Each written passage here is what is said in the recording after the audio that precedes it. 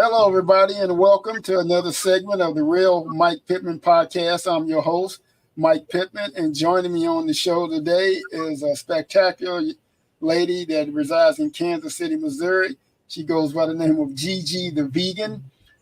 She's a restaurant owner in the Kansas City area, a vegan restaurant, an author, motivational speaker, and also cured herself from colon cancer with a plant-based diet. And so we're excited to talk with her today.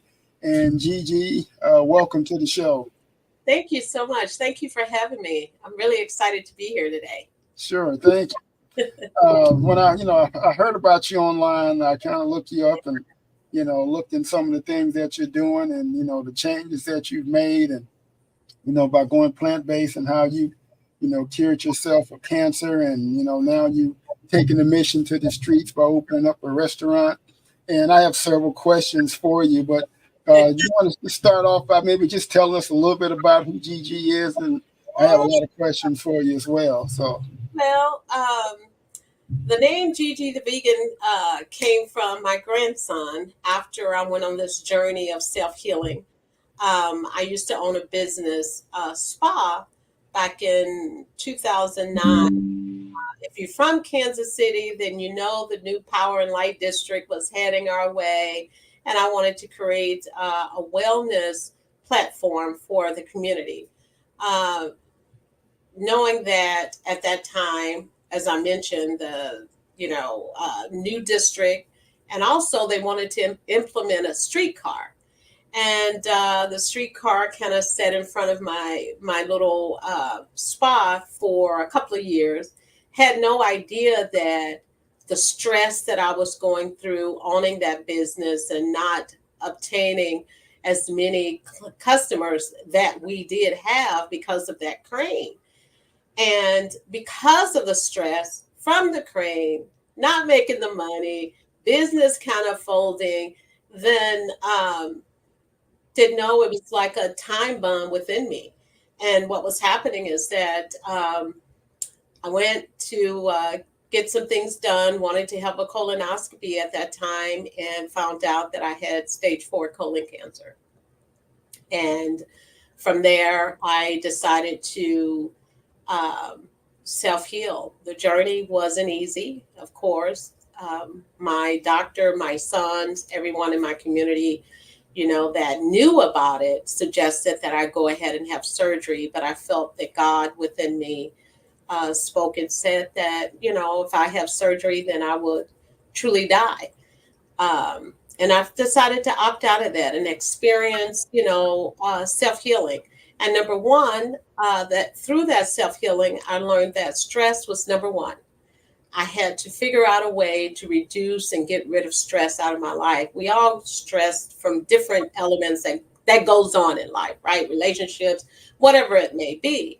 But I had to reduce that. In order for me to reduce that, I learned about meditation, being still, prayer, and I had to get rid of toxic people out of my life and start to self-heal through loving myself,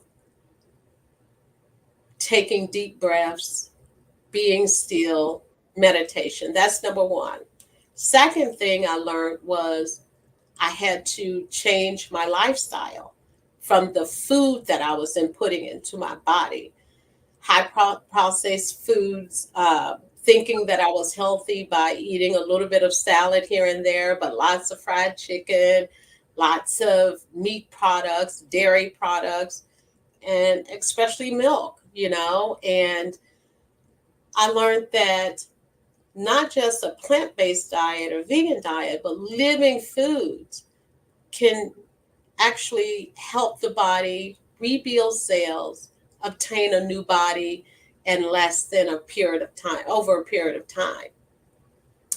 And these are a combination of foods. And when I say living foods, that's not necessarily meaning taking some salad. And I know we think just eating salad all day long, but living foods could be nuts, seeds, green leafy things, making raw seasonings, all sorts of other, types of combinations of foods that you can put together to create what I'm saying as far as living food. And so it took about, I say, almost 6 months that I was able to reverse cancer.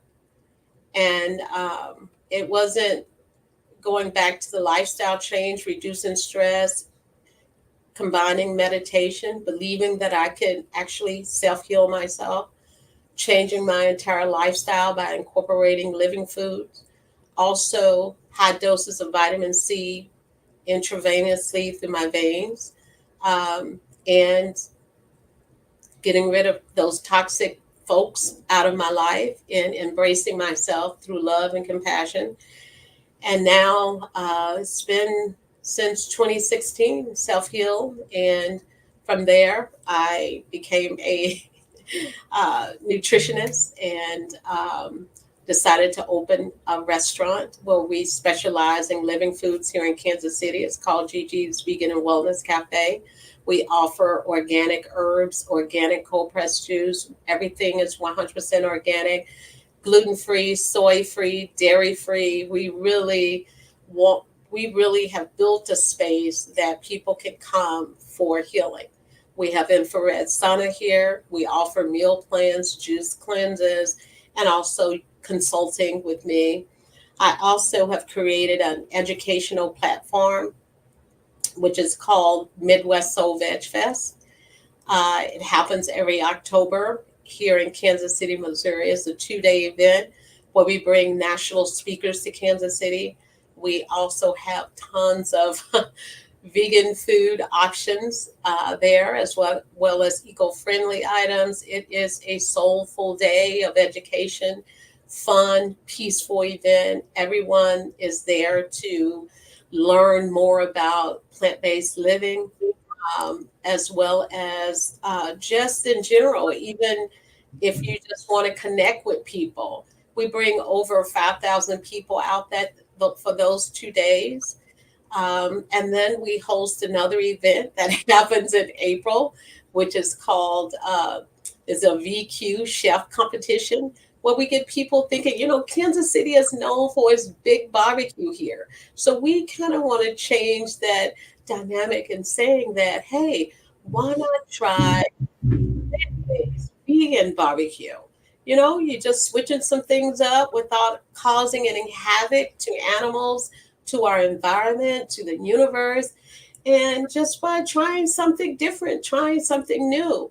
And it exploded last year. I mean, we had so many people to come out to participate. We had several local chefs that participate that was not vegan, and they're embracing that lifestyle for themselves and saying that, oh my gosh, I had no idea that vegan barbecue could be so delicious and healthy for our bodies.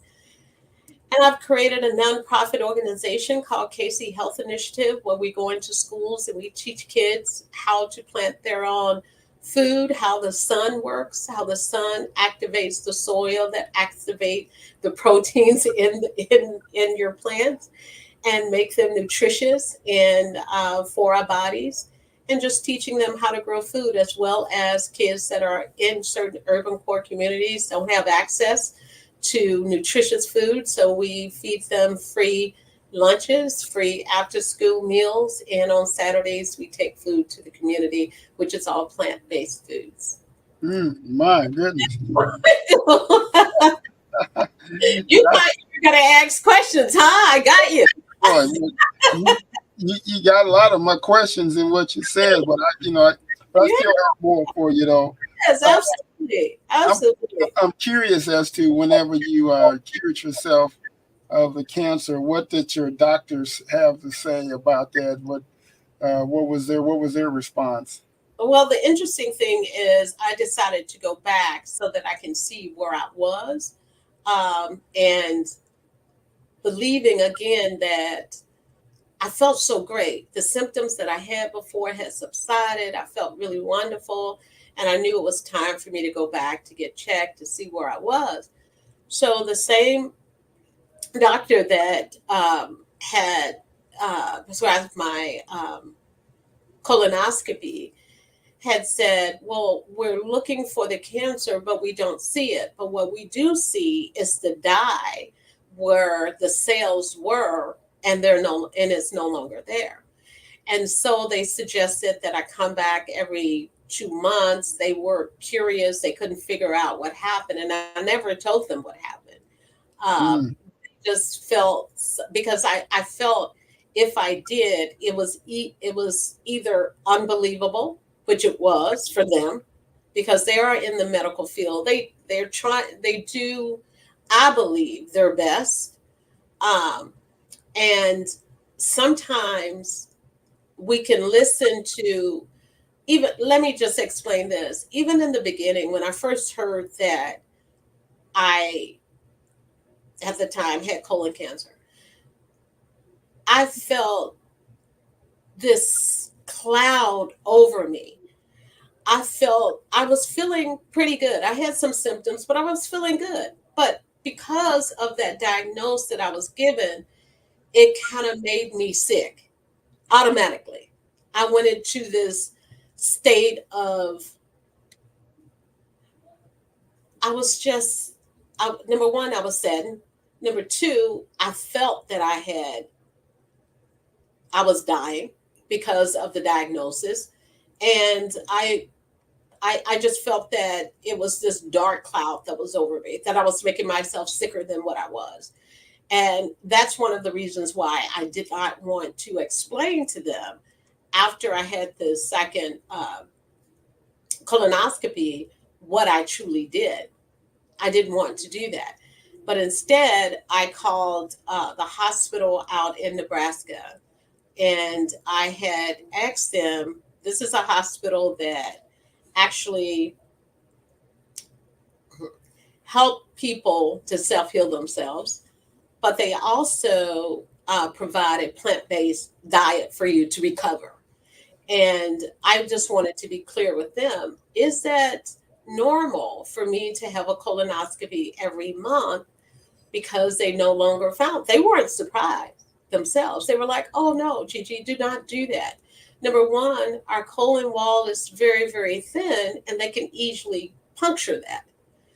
And they said to me, now we understand what you did. They wouldn't understand what you did. And these are regular doctors that we love, and thank God for them, because they can, give us diagnosis, and it's up to us what we need to do with the diagnosis, because we have to remember they are practicing medicine. There's nothing against, I'm not saying to people, oh, don't do what your doctor say to do. You do, if you feel you need to do that, then do that. But however, I believe that our bodies are designed to heal themselves, heal itself once it is given the condition to do so. Once we're giving the condition for it to heal, it will self-heal. And I know that, doctors, we're getting these medications to cover whatever it may be. I call it, to bandage whatever that is that's going on in our lives, but we have to do what we need to do. Our body is always talking to us. Our body is always saying what it wants. But until you be still and truly listen to what your body is saying to you, it won't self-heal itself. Because you're not giving it the condition that it's asking for you to give it. Interesting. Yeah. I know from years of having ate, like I say, the standard soul food diet, if you will, how difficult was it to make that transition? I guess it was a matter of life and death for you at that part, but, even after the healing, to stay on course with that. I never in my life knew that. I was born and raised in Arkansas anyway. So we had gardens. We had all of my relatives. We all lived on the same block in the neighborhood where we shared the harvest. We had my uncle had an area where they would keep the pigs and all of that. And so on Sundays, we will have meat during that time because we were poor. That's how I was raised. I was poor. And we would have meat that day. But during the weekdays, of course, lots of veggie from the garden, or if it was winter, it'd be sweet potatoes. We eat sweet potatoes all day in the winter, and oatmeal, that kind of thing. So for me, it was pretty hard to transition into just, I didn't go into just plant-based cooked food. I went straight raw. I went straight living foods. And that was hard for me to do. At first I thought it was going to be easy. Oh, I can eat this salad all day, every day. But the salad dressing was not your typical salad dressing. It's a little bit of lemon juice, maybe a little bit of touch of vinegar, no oils, no fruit. For 2 years, that means 0 sugar was in my body. And remember, fruit has sugar in it. So no fruit whatsoever for those 2 years. And no meat, no gluten whatsoever, 0 salt, oil. I didn't cook with it, remember? But however, I would take, for my omega-3s and so on and so forth, I would take a little cold pressed oil, by mouth or however, but never cooked with any of that. For me, again, to answer your question, it was tough, but it was either die or change my lifestyle. You choose. Yeah. Yeah, the choice is easy. Definitely. I chose to live because I have grandchildren. I have grandchildren. I just wasn't ready to go. And I wasn't ready to suffer, man. I wasn't ready to suffer. I've seen people suffer over and over again in their life. And people also told me, Mike, that, oh, you're in remission. What's that? No. What happens is, let's just say this. Let me give you an example. If in fact that you change your lifestyle, whatever you were doing before to cause that cancer in your body, you had surgery, and then you went back to do the same thing, then you get it again. Okay, that's remission, right? That's remission. Where I am is not remission because I changed my lifestyle. Whatever I was doing before to create that havoc in my body, I'm no longer doing that. So with that, lifestyle change, new body, no cancer, that's not remission, right? So with that, what I'm saying is that in order for us to truly self-heal our bodies, we have to have a 100% lifestyle change. And I like what Mike was saying earlier before we kind of touched on was the food that we eat. Our grandma ate it, our cousin ate it, our mama ate. So my mama cooked this way, my grandmother cooked this way, and it was all soul food, right, Mike? On Thanksgiving, on Sundays, still today, our families meet up and on Sundays and have what they call a soul food feast, right? And so that consists of probably a bunch of fried chicken, chitlins, mac and cheese, mashed potatoes and gravy, all cornbread. The list kind of goes on. But my question is to us, we know that our ancestors back in the day when we were slaves, we had to eat certain food because there was nothing else for us to eat. We had to eat the trash, right? Mm-hmm. We had to eat the trash. That's trash food, which we call soul food. It was trash. So we had to eat that. And now it's been passed on from generation to generation to generation. When do we break the generational curse? When do we start to break that? And it's time now. It's time to break the generational curse. We do not have to eat food like that anymore. And I know why we were eating it. I ate it. My mother cooked it for me. My grandmother cooked it for her because we had no other choice. Now we can eat food that is vibrant, wholesome, that doesn't create havoc in our body. All of our folks that was eating like that till this day, my mom died of heart disease from eating that way. And knowing that I know what I know right now, I could have easily saved that, reversed that by changing her diet. Simple as that. Wow. Now, we don't have to, we can eat so much more. We can make some veggie patties, which is delicious. But I tell you one thing, going back to that question you asked, Mike, about how hard it was. It was. I'm not going to lie about that. But my taste buds changed. I no longer, if I eat something right now, that is packed with, oh my God, I can feel it right now, the salty taste. I can no longer eat food that has sodium in it or, animal milk, any of that, because my taste bud changed. And that's what happens once your taste bud changes. You don't want any of it anymore at all. You would, right now, the way I am, I don't know what would happen to me, even if I would want to eat that way.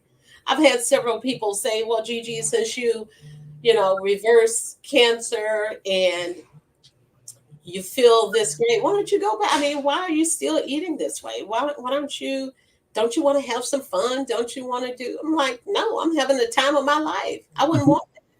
I mean, I feel so much better. I thought I was on cloud nine then. I'm really on cloud nine. A clean body, having fun with my grandbabies. I'm stronger than what they are. Look at that. Just saying, Mike. I'm wonderful. Yeah. I feel great. Along those lines, how has that affected your family, or have you gotten them to convert over to become vegans, or? I have, to a certain degree. My son worked with me. His name is Charles. He's amazing. My firstborn, it was like no brainer for him to become vegan. That was easy. So my other sons, they're taking their time getting there, but they're getting there. And, they have incorporated more vegetables and things into their lifestyle. But hey, I'm a living example for them whenever they're ready. And for me, they say, well, Mom, my wife isn't ready to do that or whatever. I said, well, whenever you're ready. But remember, you got to live for yourself. You got to live for yourself. When we die by ourselves. We don't bring them with us. We want to, but we don't. Mm-hmm. So, and I even have people that come into my cafe, couples. I have, especially the men, are really trying to change. And the women are like, I'm not ready. I mean, they get into a flat argument right here. And not, now, women, I'm not saying nothing about y'all. Don't get me wrong, but you are the queens. You are the head. You are the, I want to say the creators of life. You create what goes on your child plate, on your husband's plate, on your man's plate. Take the kings to the next level, queens. Let's change it up. Let's eat real food. And not food that is causing us to go crazy on a certain level. Mike, they're putting, when those animals go through that pain and suffering of fear, they know they're getting ready to die. We're not even going to talk about what they inject the animal with, right? The hormones they inject. Where do you think that goes? That goes into our bodies. So you wonder why you're the way you are, or what's happening in your life, or even, hey, we got to stop. We got to stop, y'all. And we have to do it ourselves. We know, and I'm going to say this, Mike, they're trying to kill us through food.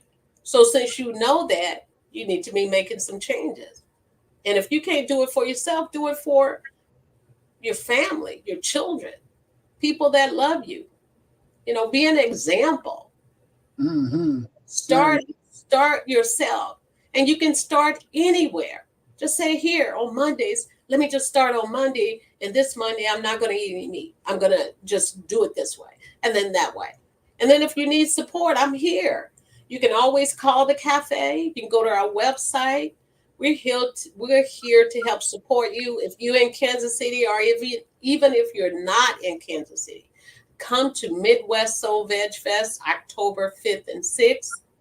It's going to be held at Swope Parkway, and get all the knowledge and education that you need. People are there to support you, to help you through the process. And it's time for a change. I've heard people say that, in trying to get them to convert to the vegetarian vegan lifestyle, they say, well, it costs more. What's your opinion on that when people say it costs more to eat this way? No, it doesn't. I did a small video on shopping at the Dollar Tree. Dollar Tree. Rice and beans. They have frozen. They also have frozen veggies in their freezer. You can feed your family on $5. Not just the Dollar Tree, but you can actually go to Walmart. You can shop at other places and feed. Oh, you can grow your own food. Takes a seed. A packet of can grow tomatoes, lettuce, kale. You can, and $5 a day could feed a full family. So that's not true. Go to your farmer's market.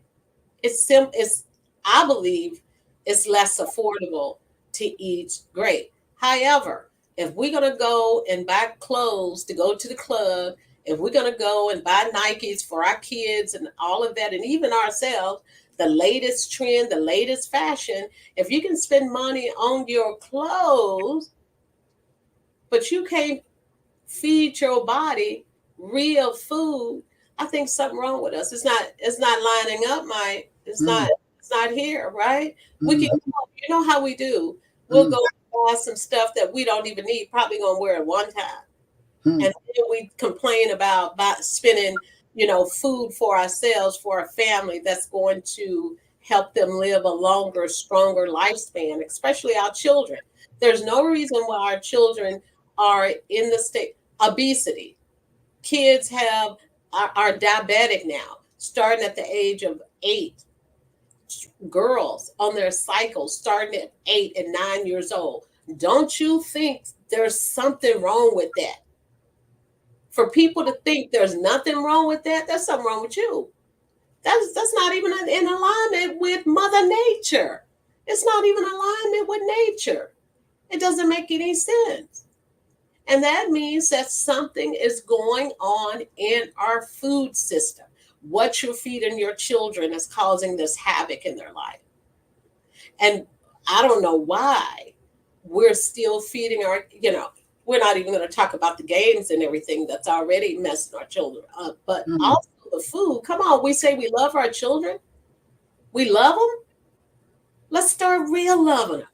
But you got to start with you first. You've got to start with you first. And then your child. I even have parents to say, well, my kid won't eat that. Aren't you? What are you talking about? Aren't you the parent? You're the parent. You choose. You make that choice for that child. And also, you leave that food there, eventually they're going to eat it. Starve. I can't. My kid goes, what? And what about the protein, Mike? The big protein. Yeah. Where I'm going to get my protein at? Why are we still talking crazy? Why are we still asking crazy questions about where you're going to get your protein at? And you've seen these people now, everybody's on social media that has been vegan for many, many years. And I'm going to talk to you about it again. I just said an example, Mike, earlier about going into schools, teaching kids about the sun, right? How the sun creates, you put a plant there. The sun activates the sun activates the soil, which helps to grow that seed, right, in the ground. All the nutrients that's packed in there, including protein, chlorophyll, enzymes. And if you don't know what that is, let me know. That's where all of your protein nutrients come from. So people think, oh, the cows is out there eating the grass and they're absorbing the protein. Remember the lie they told us? But remember, y'all, the cows are not out there eating that grass anymore. So you're not getting the protein from the cow. The cows in factories eating corn. And because cows aren't used to eating corn, that's not their natural system that God gave them to eat, which is grass. But since now man has taken over, they eat corn. And now the bellies, is getting over exaggerated and it's causing infection in the gut. So now they have to inject them because of that infection. And when you eat them, that's what you get, what they just injected it with. Mm-hmm. Right? Mm-hmm. We just talked about that. Mm-hmm. Yeah, that's one of the questions I get a lot of people say, where are you getting your protein from? You know, this misnomer to think, you know, you got to have a lot of meat in order to get protein. Oh leafy that's, greens, nuts, seeds, pumpkins, all of your seeds and grains. You can get tons of protein. Tons of proteins from greens. I just said the sun is what activates it, right? We get activated from the sun. Yeah. Switching base a little bit, you said that you're a nutritionist. What did you have to do in order to? Do you have to go to school, get some certification? How did that come about? I did. So what I did was, first thing I did, I went to Hippocrates Health Institute in West Palm Beach, Florida, and I studied with them as it relates to raw living for roughly about a year, became one of their health coaches. And then from there, I went to one of the schools out in Florida to become a nutritionist. And then I went to New York and I studied with Chef Chu to become a raw food chef. And then I traveled to Hawaii and I studied with a couple of herbalists there and became an herbalist. And that's one of the reasons why we sell herbs here at the cafe. And now I do one-on-one coaching. I help people to help themselves as it relates to whatever is going on in their life. If someone just wants to become, change their lifestyle, I help and assist them with that. If someone is going through a transition of high blood pressure, diabetes, whatever it may be, I work with some physicians here in Kansas City because I have to, but I do the nutritional part for them and we can assist you with that. And then I do a 21-day detox program that's coming up right now, the first week in September. And it's a 21-day journey that I take you on where not only are you eating nutritious foods, but there's affirmations involved, there's meditation, there's dry brushing. The list kind of goes on what you do in that program, which is really successful. I had several people that have gone through the program and have succeeded. And I've been doing that for over 6 years now. Wow. Now, you're also an author, too. Tell us about some of the books that you've written. Oh, where's my books? Oh, I don't have them here. The V Code.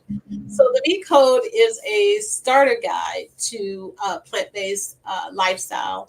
And it has over 52 pages of how to prepare meals and how to use herbs while you're preparing those meals. You can actually pick up your copy here. It's a hard copy as well. You can pick up a copy here at Gigi's Vegan and Wellness Cafe, or you can purchase it online. And then I have the 21-day detox book as well, would take you on a journey of detoxification of our bodies, because we know the heavy metals, parasites that live within our body, and also even just stepping outside the environment within itself. What are we doing to get rid of what, is taking us on this lower frequency? And so, I have that book as well. So yeah. Is exercise a part of your daily routine, or how do you? Oh, of course, because we know, exercise. We talk about lifestyle change, right? Lifestyle change, including the way we eat, the way we think, what we do with our bodies, and that's including exercise, meditation. That's what I call lifestyle change. So that's fitness, food, meditation, and of course, prayer. That's lifestyle change to me. And that's what I teach, to people. But of course, yes, fitness is number one. You have to exercise, even if you're walking for 20 minutes a day, even if get you a gym membership, go to the gym, lift some weights, because we know how important that is, not only to, people want the way we look, but also for the body. That's a part of self-healing the body as well, because you want to get the body moving, you want to keep the body strong and active, and that's the most important thing to do is work out. You have to. Mm. Do you have a quote unquote plant-based mentor? Well, I can name several people. You want me to name some people? Is that what you want? Sure. I mean, you don't mind. Well, fitness, I love Chef Babette Davis. Most people know her. She's roughly turned 80 this year, 81. I had her here last year in Kansas City. She's so amazing. She's such an amazing woman as it relates to fitness. She's vegan as well. For me, there is Reverend Michael Bernard Beckwith. I love him. I love the meditations that he teaches you to. He owns Agape out in California, but some of you probably have heard of him from The Secret.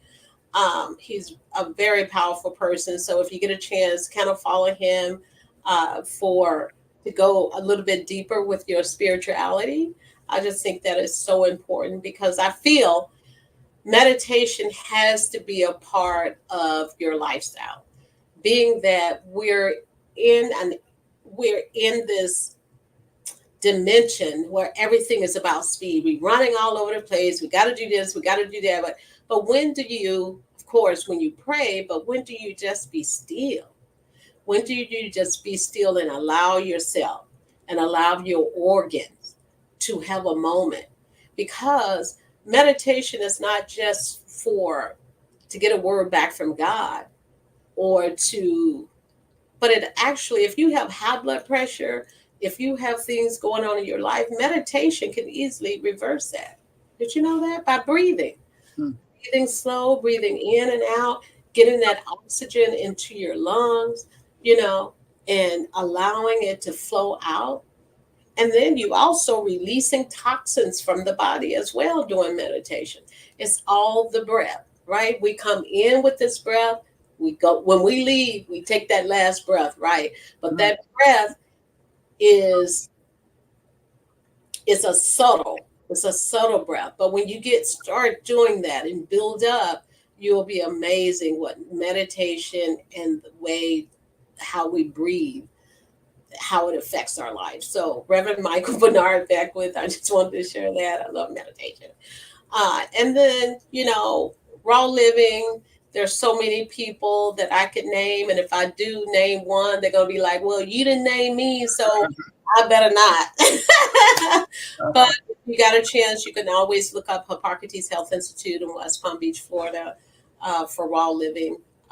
And they do a heck of a great job for people. And again, they helped me, and I recommend them 110%. Talk about your restaurant a little bit. What are some of the dishes that you make there and sell? And I know you make you talked about hamburgers and drinks, and tell us about your menu there. So I'll talk a little bit about what we do. Again, we are right here in Kansas City. We specialize in living foods that I talked about earlier. We're soy-free, we're salt-free, we're sugar-free, 100% organic. We have our own garden in the back, so we grow most of our herbs here, right here within our cafe. We serve them in our food. We have 100% organic cold-pressed juices that we offer here in glass bottles, zero plastic. We 100% sustainable, so no plastics here. And you don't want to drink your you don't want to drink your juices in plastic containers anyway. So our menu looks like we have what we call our Westport burger. It comes with mushrooms, teriyaki mushrooms on top, which is quite delicious. Then we have another burger that has avocado mash on top as well, with onions and tomatoes and that kind of thing. We have what we call our Una tuna. So growing up, my mom used to make us tuna fish often with Lay's potato chips. That was our big treat. Mm-hmm. I have changed my mom's recipe, but it still tastes the same. But we make the tuna with chickpeas, which is quite delicious. People love it. That's our number one seller. People come here for that. And then we have our vibrant bowl, and the vibrant bowl is almost like a salad, but it's not. But it has all of your vibrant color vegetables in it, and it comes with mushrooms, jackfruit on top, and chickpeas as well. And that's kind of have a cheesy sauce that comes on that. And we have again tacos, and our kale wrap is quite delicious, and people love our wraps and things like that. And we have smoothies. We sell sea moss here. We sell herbs here as well. We have blue magic, which is a form of blue green algae that is great for our body. It has over 90 minerals in it, and we have that as well. And we have our detox teas. And our spicy hummus sandwiches. I'm trying to remember everything on our menu. But yeah, and on Sundays, we have from 11 to 3 on Sundays here at the cafe.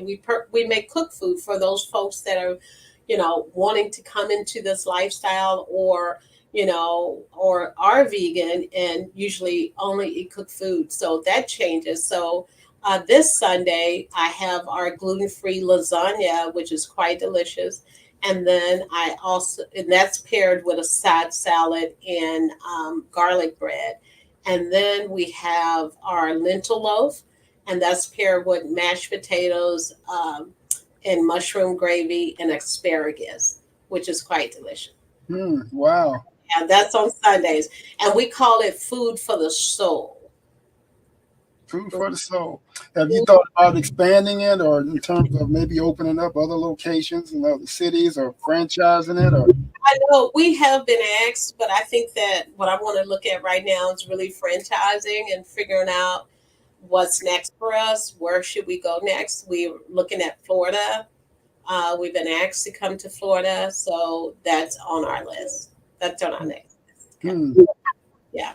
Now your Veggie Fest is coming up again. What are those dates again? Your Veggie Soul Fest. I'm sorry. Yeah, Midwest Soul Vegfest is October 5th and October 6th. That's on Saturday and Sunday. It starts at 11, ends at 5. And on Sunday, it starts at 1 and ends at 5. It's at Swope Park Pavilion. And we really would love the community to continue to come out and support us. And we also have partnered with University Health, which is Truman Medical Center. They bring their big van out and they feed folks. So you'll have free veggies and that kind of thing. If you come out, take you a good free veggie bag home. And again, we have national speakers that are in town this year, as well as entertainment. We have a kids corner. If you have children, we're giving away food for kids. We have a huge kids play area. And also we educating kids about what's a zucchini, what does it do for the body. And there's so many other fun activities that are going on. Lots of vegan food, lots of every local vegan spot in Kansas City will be at Veg Fest. So, and then there's some that are not vegan, like Urban Restaurant. They will be at Veg Fest serving up a vegan dish as well. So, yeah. Really, so it's pretty much a local event, or do you get a lot of people coming from folks come from all over, from Oklahoma to Chicago. They come from all over, St. Louis, and we're just super excited that folks are this is our 7th year, and people are really looking at. Kansas City I've been told that Midwest Soul Vegfest is one of the largest veg fests in the Midwest. So I'm excited about that. I'm great. Yeah, I recently attended the Veggie Fest in Chicago a couple of weeks ago, and got a chance to visit with Dr. Baxter Montgomery there. Love him.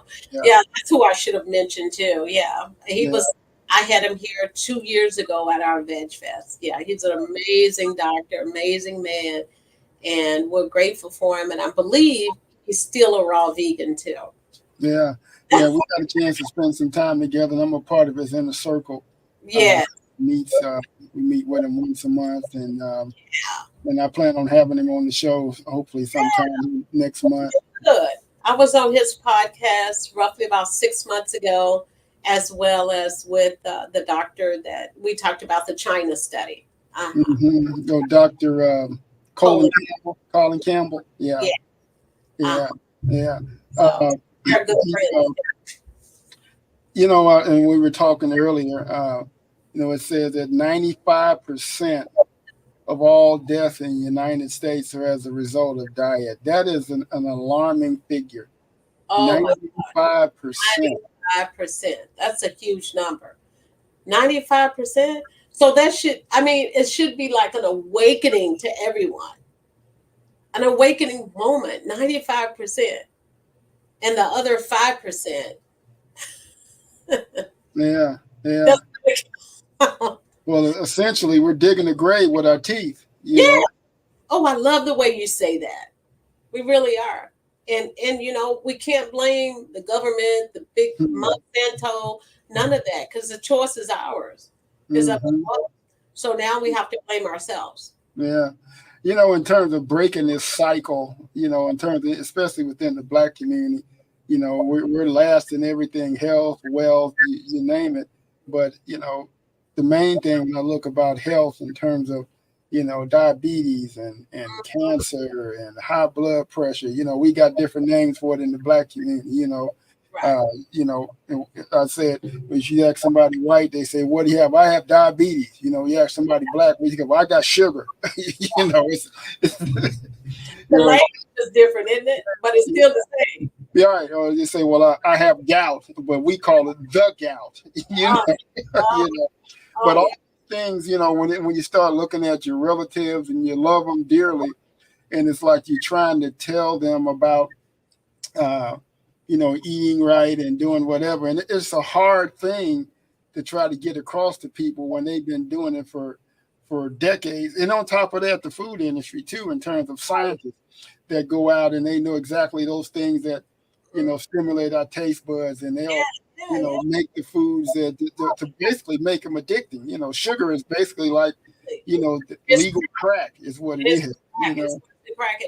And to come off sugar, like I told you, the detox program I have people when they come off sugar, it is so they have such a tough time, and I understand it. I've been there. We all have been there, and it is. And you know what? They should be ashamed of themselves, even selling white sugar in the store. They really ashamed of themselves. And I was one of the sugar addicts, even being a vegetarian.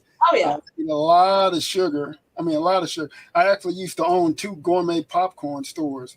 Yeah. And these popcorn, we use a lot of oil, coconut oil, and tons of sugar, making caramels and peanut butter chocolate and white chocolate, and basically all the things. I ate a lot of that. For about 6 years. And it wasn't until I decided to shut the stores down and went totally, vegan and left the sugar alone, because I pretty much have been a sugar addict all my life. I would eat a whole pack of Oreo cookies in a setting, or, just a lot of white flour. And now that I've said, okay, I've ceased that type of eating, I've been dropping 53 pounds, and it wasn't even effortless. It was kind of like, my goodness, work easy. Yeah. And now to maintain that, and still trying to get others, when you talk about, eating fried chicken or gizzards, it's just the list goes on and on and on. And a lot of times you're an outsider, because I don't go out a lot anymore. Used to go to get invited to this, and this. When you go there, it's kind of like, because everything centers around food. Yes. And then you get there, and then you don't want to eat certain things, and people look at you like, "Well, what are you?" It's like, "Well, I don't eat that," and then you don't want to make them feel bad by being there. So I just kind of say, "Well, maybe I'll just do my own thing," and those that want to come along for the ride can, and then to go to things such as Veggie Fest, and I plan on attending your event. Thank you. Out in October, to meet like-minded people. Oh yes. And to have those conversations. There was a lady that I interviewed on my show, and I cannot think of her name, but she's was on Dr. Montgomery was her doctor, and she healed herself for cancer. I all these different ailments that she has. She's 83 years old. She's got it's a YouTube video out there. She has got about 1 million views. Wow. Yeah, I had her on the show, and I got a chance to meet her in person at the Vegan Fest in Chicago, and she is just as vibrant. Oh, I love that. She wanted, and just no ailments or anything at all. Just totally healed, and just by doing just doing simple things, and when you look at the industry itself, the medical industry, there's no money in food for them, because anybody can do this. It's not rocket scientist. I know. Prescription for it. So therefore, just like my mother, she's 85 years old. She's been taking pills for the last 12 or 13 years, the same pills. I'm asking the doctor, well, when are you going to make her well? Yeah. When are you going to heal her? And they said, well, we really can't. And I knew something was wrong when I asked the doctor. I said, is there anything that can be done where a person can heal themselves, through diet? And they said, no, there's nothing that you can do. So, and then I realized a lot of the doctors aren't really trained as well. So, you can't teach what you don't know, and you can't lead where you won't go. Right. So in that regard, I think it's incumbent upon myself and you and others, that we would at least sound the alarm and let people know that, there is a better way of life and health, to be able to take care of yourself. And then when I look at statistical data, when we look at, 50% of all Black women in the United States are morbidly obese, with 70%, overweight. That's diabetes, that's high blood pressure, all these things waiting to happen. Then we get passed on to our children, so how do we break this cycle, and then, when people say they're low income, I got 4 or 5 kids, I'm trying to figure out the best way how to feed them. And, but it's all about the education that we're able to impart upon them and let them know that, you don't have to, have this type of lifestyle, and you can do better. And it's a challenge, it's definitely a challenge, and you always want to start with your family first.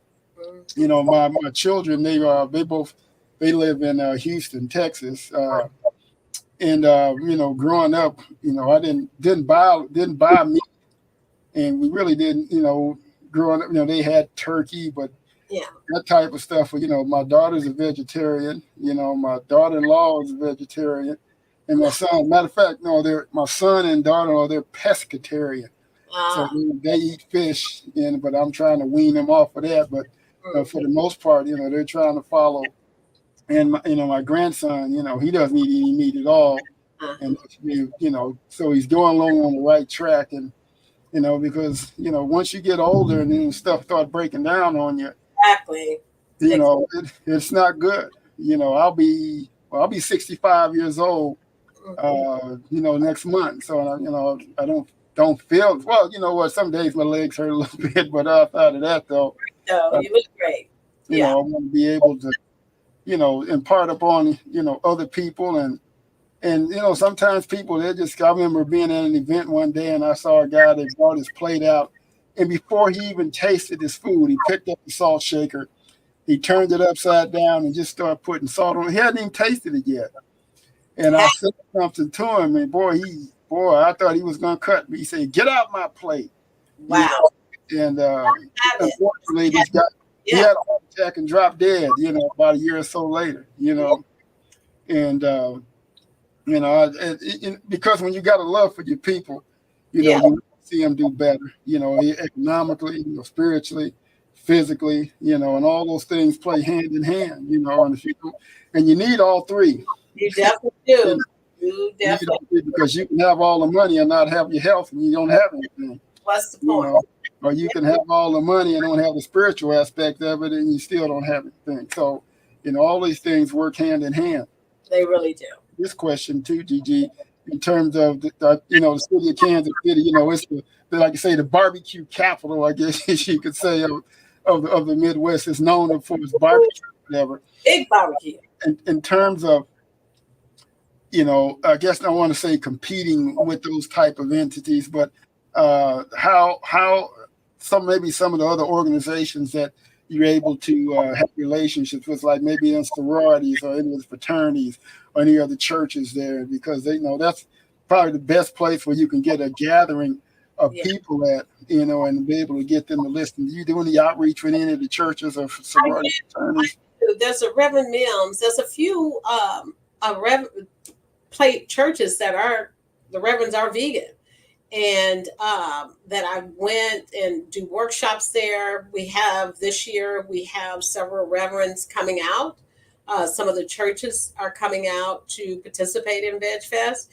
And we go and we do cooking clip demos with their congregations there. And you know what was so amazing? I felt that last year we had, as I mentioned, Reverend Mims. He and I worked with a physician, and most of his congregation has high blood pressure, diabetes, obesity, the list kind of goes on. And he wanted to do this almost like a study, right? It was a 21-day study. I told you about my program. We did a 21-day study. The doctor would take their vitals, and I would put them on this plant-based diet. In 21 days, 90% of them was able to reverse some of their elements. The other half did not, because they told the truth and said we couldn't do it. And we kept eating the way that we were. And those that did had zero results. And just to prove, for him, for that church, Black church, to say, let's try to help our people as much as possible. In order for us to do that, let's show local results, what we can do locally here at the church, and then we can use this as a platform for other churches to get involved. Yeah. The church that I attend here, I'm in Springfield, Illinois.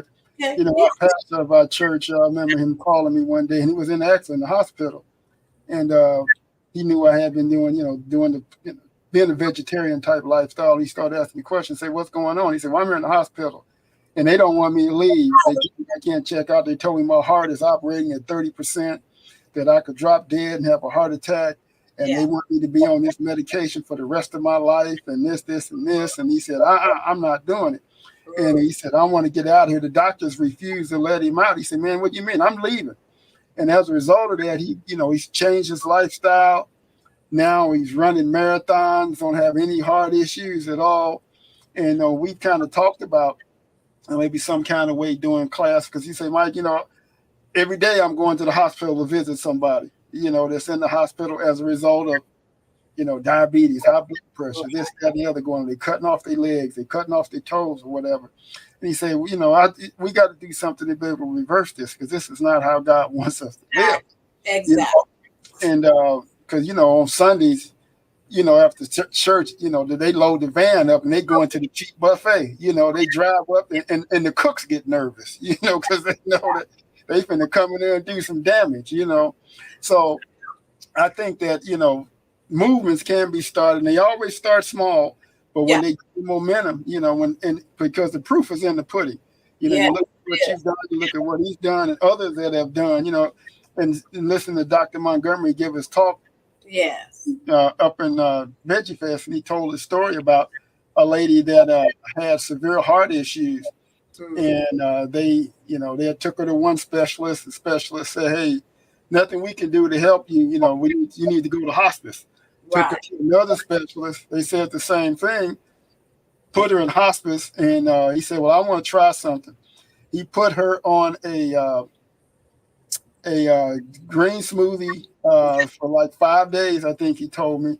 Then after that, he had her on plant-based, just raw, for 3 weeks, and that lady walked up out of there, and still alive today. But the experts basically, giving her up and told her, you just need to go ahead and die. So when you hear stories like that, and then people that have illnesses or whatever, and then to try to get them to say, hey, you might want to try this, but when the doctors say don't do this and don't do that, so it's a scary thing for some people, because they put a lot of faith in doctors as opposed to putting a lot of faith in God and Himself. So And we put all these foods and stuff on the earth for a reason. So there's a lot to be said for that. Just a couple of questions for you, because I know we've been going for about an hour now, and I know you got a business. But when you talk about the different foods and the herbs or whatever, what, from an herbal standpoint, what are some of the, I guess you can say, staple herbs that people should be consuming on a daily basis that'll help them with their health? Is there any particular thing that you could recommend? People have mostly everything is encompassed through inflammation. Everything is encompassed through mucus, that kind of thing. I prefer for someone to start, if you're going to start somewhere, it would be ginger, echinacea, and then you would need a flower to synergize it. Flowers synergize herbs. And then I would do a hibiscus with that to synergize those things.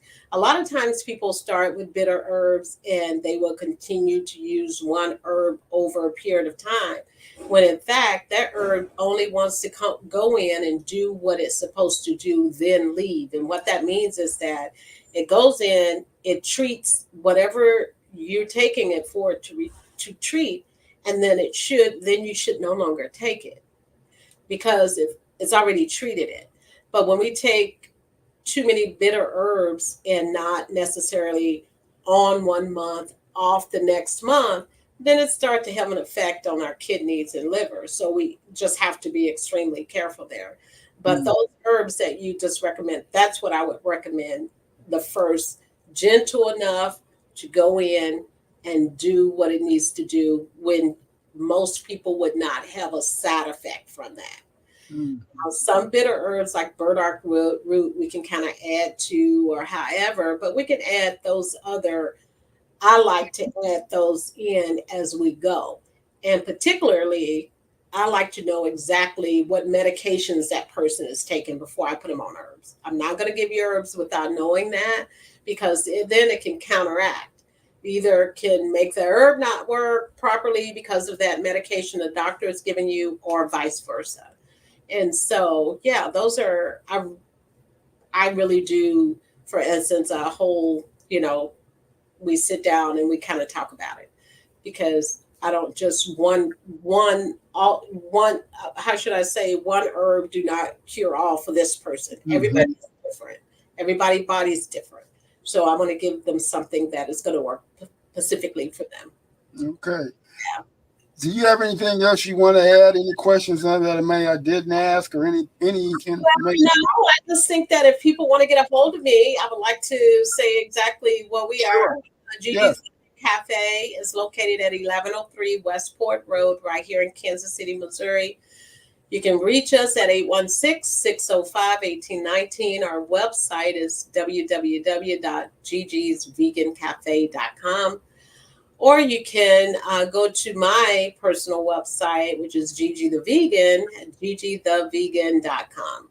And there's plenty of information out there and ways of contacting. You can come in the cafe whenever you like. We do have hours here. We're open from 11 a.m. to 5 p.m., Monday through Friday. Saturday and Sunday, we're open from 11 to 3 p.m. So we would love to have you here, and you know what we are. And don't forget about Midwest Soul Vegfest. The website for that is MidwestSoulVegfest.com. And that's October 5th on a Saturday from 11 a.m. to 5 p.m. And Sunday, the 6th, October 6th, from 1 p.m. to 5 p.m. And we sure would like for you to come out and support us and support the community, the initiative, and we look forward to seeing you soon. Now, who are some of the speakers? I know you said the guy that did the movie They're Trying to Kill Us. I think you said he was going to be. John Lewis, Badass Vegan, Tori Washington. Tori has been around for many years. He's a vegan bodybuilder, and he has a great story. He's extremely powerful. I love his message. And I love what he's doing for his community as well. So on Sunday, they will be hosting a Veg Fest for us on Sunday. And on Saturday this year, we talked about having panels, which is discussion panels. We have a panel for Born Vegan. We have mothers with their children and families that are going to talk about them feeding their kids a plant-based lifestyle, why they decided to do that, from day one. These are kids that are walking around talking, that are vegan. And parents are not questioning where are they getting their protein. You come out, you'll find out where they get that from. Then we have a men's panel, black males that are vegan. What made them change? Why Black males is this huge movement of them moving forward into this lifestyle, and why they're choosing that and why they're choosing it for their family. It is going to be spectacular. I have a environmentalist that's going to be speaking about the environment, how it affects our environment, and why. What can we do to make our world a much better place, and how can we do it? The National Black Farmers Association president, Mr. Board, and his wife Carla is our speakers this year, and we're really, really excited about hosting them, because, like I mentioned, every year we have so many great speakers, but this year, we think it is so important to learn how to grow your own food, and so I wanted to bring them down to teach us and to talk to us about farming. Where do we start? How do we start? When do we start? And especially for the way things are, you said 95% comes from our food. And so since we know that, what should be the next step? Growing our own food. That should be the next step for us, because that's what's going to save our lives, not only our lives, but the generation to come.